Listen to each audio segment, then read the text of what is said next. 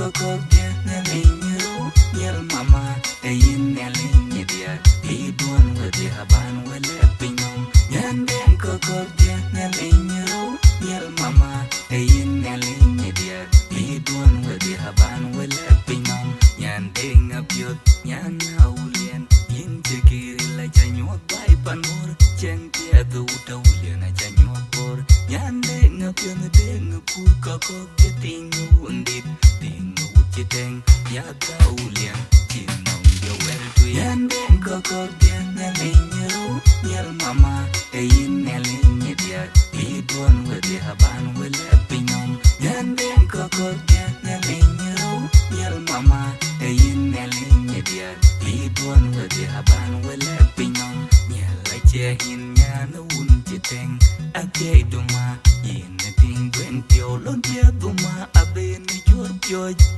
yiril pio kinyanga kui jeng mo di hello ro te di chi chol manyel yanden coco dia neliño yel mama e yin neliñe dia I duan we dia haban we le pinom yanden coco dia neliño yel mama e yin neliñe dia I duan we dia haban we le pinom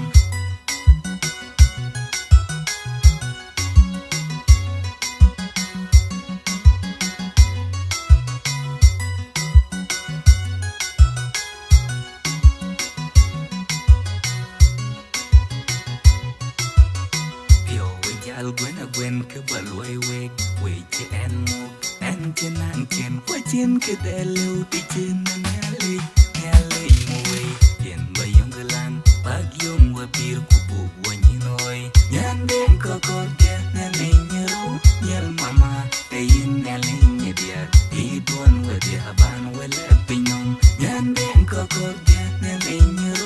yel mama e yin neliñe dia I duan we dia haban we le pinom yanden coco dia neliño